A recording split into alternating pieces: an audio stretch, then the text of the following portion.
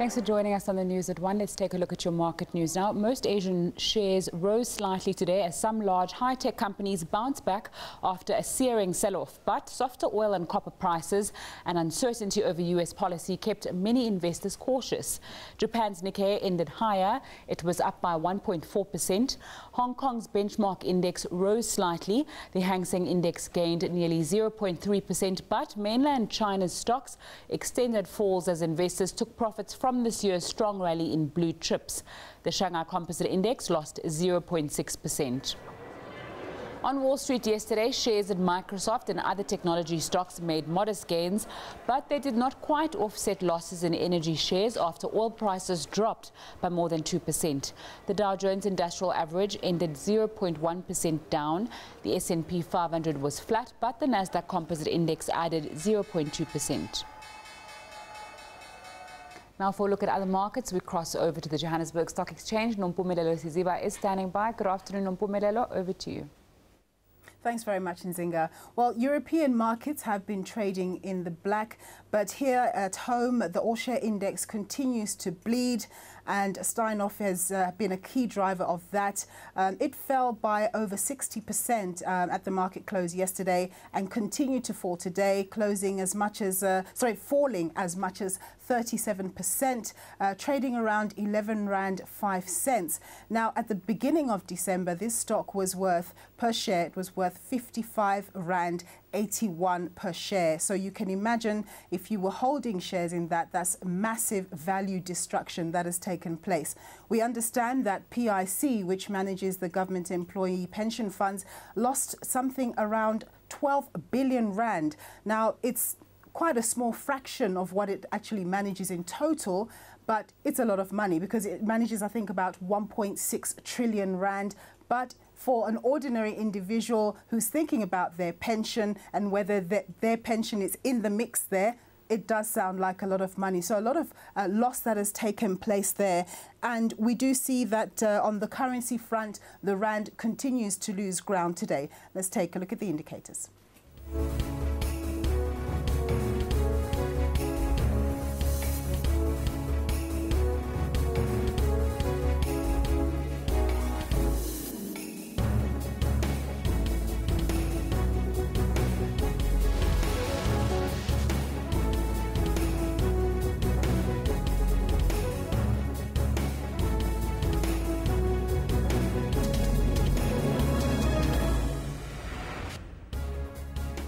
Well, I'm joined by Maudile Nzwane. He's from Lehuma Capital. Thanks for joining us, as always. Thanks for having me. Things at home are very juicy, but let's start with global news first. Yes. Just wanted to get a sense of what market reaction was to President Donald Trump's decision to recognize Jerusalem as the capital of Israel, because we know that the Israelis and the Palestinians have still yet to come to a settlement as to where Jerusalem sits between them, and yet he's decided to go ahead against many global leaders' advice to go ahead with this. Was there any impact?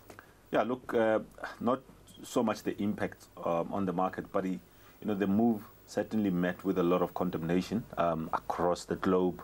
In fact, just observing the statements from Kofi Annan, who leads the Elders. This is the organization that was founded together with the assistance of Nelson Mandela. The Elders were promoting peace and stability in that region.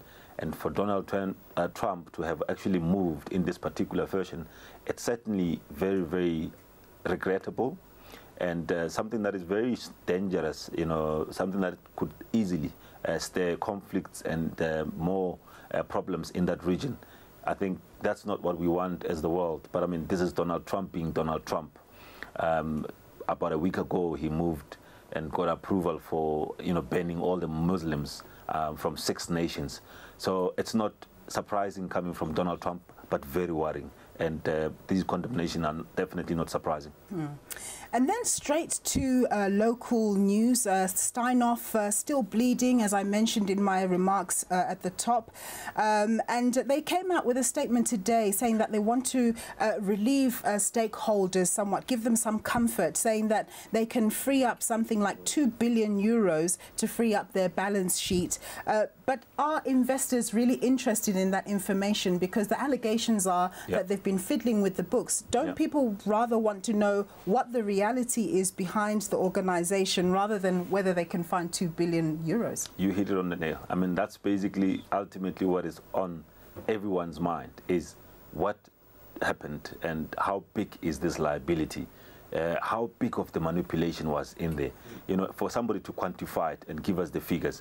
And that's what everybody's interested in. You can see even after those statements that they're going to come in and, you know, put those funds, we still got the shares down another over 37%. I think that's where it's currently trading. So you can see that the market is not impressed. We want the details and actually begin to understand what really transpired. It's a long story that was long coming. Lots of allegations were made previously and they were denied. Now we want to actually get into the details. As I mentioned, the stock was trading at 55 Rand 81 cents at the beginning of the month. Now it traded as low as 11 Rand 5 cents. Can it hit zero? And if it does, what does it mean?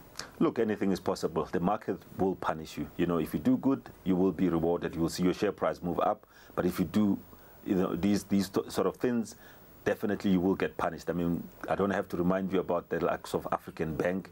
Can we get to that situation? Anything is possible. Let me interject very quickly and ask you a last very important question. Pension funds. We hear, for example, PIC having lost up to 12 billion Rand.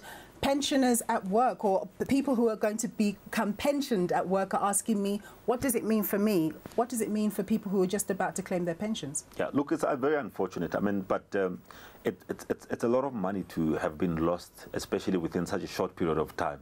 It takes a long time for these shares to go up and for these funds to really accumulate, for people's money to earn the returns that you know, they need to earn to be able to retire, you know, happily.